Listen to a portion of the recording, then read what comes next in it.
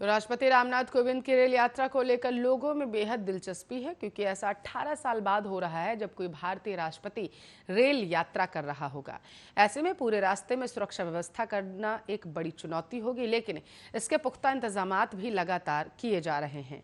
यहाँ तक कि दिल्ली में तैयार खड़े राष्ट्रपति के शानदार सलून की तस्वीरें लेने की भी इजाजत नहीं होगी। रेल मंत्रालय और राष्ट्रपति भवन से अभी तक इस यात्रा की तफसील कोई आधिकारिक पुष्टि भी नहीं की जा सकी है।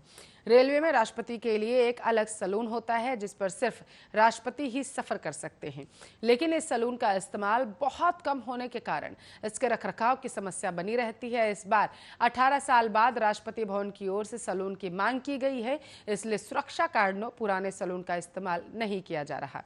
रेल सूत्रों के मुताबिक रेलवे की रॉयल टूरिस्ट ट्रेन महाराजा ऐसी ट्रेन है जिसमें अत्याधुनिक सुविधाएं हैं और सुरक्षा की दृष्टि से इस ट्रेन के रेक को उपयोग में लाया जा सकता है। महाराजा के करीब 11 डिब्बों को राष्ट्रपति की सुरक्षा के लिए नए सिरे से अनुकूलित किया जा रहा।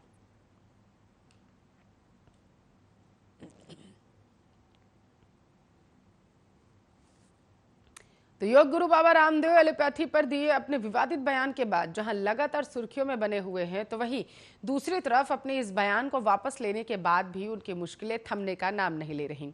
एलोपैथी पर दिए बयान के बाद इंडियन मेडिकल एसोसिएशन की तरफ से अलग अलग राज्यों में दर्ज एफआईआर पर रामदेव ने बुधवार को सुप्रीम कोर्ट में याचिका लगाकर राहत मांगी है। रामदेव ने देश के दूसरे राज्यों में दर्ज केस को दिल्ली ट्रांसफर करने की मांग की। उनके खिलाफ पटना और रायपुर में केस दर्ज है। इसके साथ ही रामदेव ने सुप्रीम कोर्ट से फिलहाल इन मामलों में किसी कार्रवाई पर भी रोक की मांग की। इससे पहले रायपुर जिले के पुलिस अधिकारियों ने बीते हफ्ते गुरुवार को बताया था कि शहर के सिविल लाइन थाने में पुलिस ने रामदेव के खिलाफ मामला दर्ज कर लिया है। उन्होंने बताया था कि इंडियन मेडिकल एसोसिएशन के पदाधिकारी डॉक्टर राकेश गुप्ता और अन्य की शिकायत के बाद यह मामला दर्ज किया गया।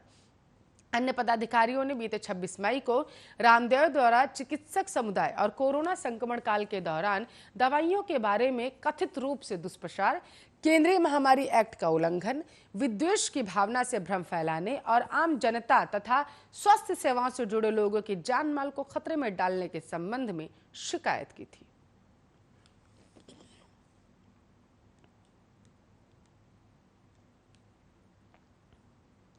नई दिल्ली का रुख करते हैं। उत्तर प्रदेश में लालच देकर बड़े धर्म परिवर्तन रैकेट के खुलासे के बाद हड़कंप मचा हुआ है। उत्तर प्रदेश पुलिस ने एक ऐसे गिरोह का पर्दाफाश किया है जिस पर आरोप है कि उसने करीब 1000 लोगों का लालच देकर या फिर जबरन धर्म परिवर्तन कराया। इस मामले में यूपी एटीएस ने 2 आरोपियों को दिल्ली से गिरफ्तार कर लिया है। इतना ही नहीं, उत्तर प्रदेश पुलिस की माने तो धर्म परिवर्तन के लिए आईएसआई की फंडिंग का मामला भी अब पूरे मामले में सामने आ चुका है। मूक बधिर लोगों को निशाना बनाते थे ये जो आरोपी थे और धर्म परिवर्तन के बाद शादी भी करवाई गई।